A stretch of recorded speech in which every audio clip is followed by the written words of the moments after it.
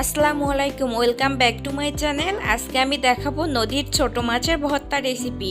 আশা করি ভিডিওটা আপনাদের কাছে ভালো লাগবে। চলুন তাহলে দেখে আসি। এখানে একটা আমি ফ্রাই প্যান নিয়েছি। ফ্রাই প্যানে আমি পর্যাপ্ত পরিমাণ তেল দিয়ে দিচ্ছি। তেলটা হালকা গরম হতেই আমি এখানে শুকনো মরিচ ভেজে নিব। শুকনো মরিচগুলো ভালো করে কিন্তু ভেজে নিতে হবে। দেখুন, শুকনো মরিচগুলো কিন্তু আমার ভাজা হয়েছে, এখন আমি তুলে নিয়েছি। এখন আমি দিয়ে দিচ্ছি রসুনটাও আমি ভালো করে ভেজে নিব।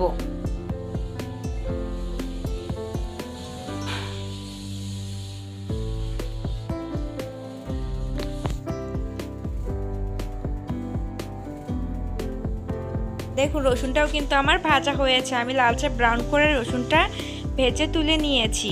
এখন আমি ভেজে নিব পেঁয়াজ কুচি। পেঁয়াজটা আমি হালকা ভেজে নিব, কারণ ভর্তার মধ্যে পেঁয়াজটা বেশি ভাজলে ভালো লাগে না খেতে। এজন্য পেঁয়াজটা আমি হালকা করে ভেজে নিব।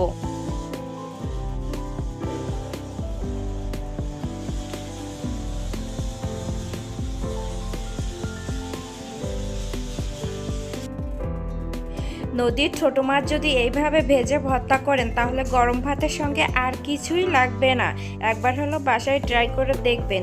দেখুন, আমার কিন্তু পেঁয়াজগুলো ভাজা হয়েছে, এখন আমি তুলে নিয়েছি। একই তেলের মধ্যে আমি দিয়ে দিচ্ছি মাছগুলো আমিও ভালো করে ভেজে নিব।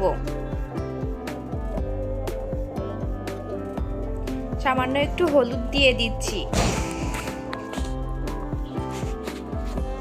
সামান্য একটু লবণ দিয়ে দিলাম, দিয়ে ভালো করে উল্টে পাল্টে ভেজে নিব।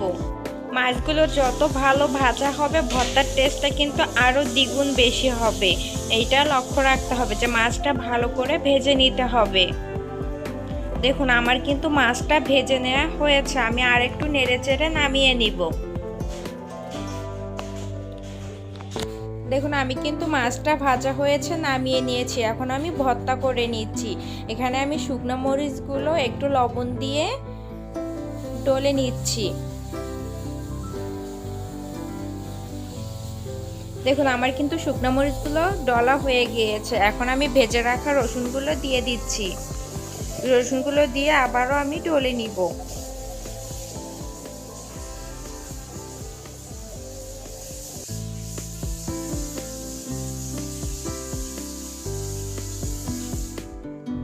এখন আমি দিয়ে দিব ভেজে রাখা মাছগুলো।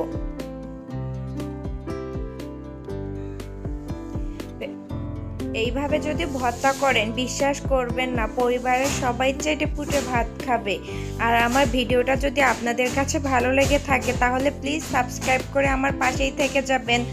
সবাই ভালো থাকবেন, সুস্থ থাকবেন। আল্লাহ হাফেজ।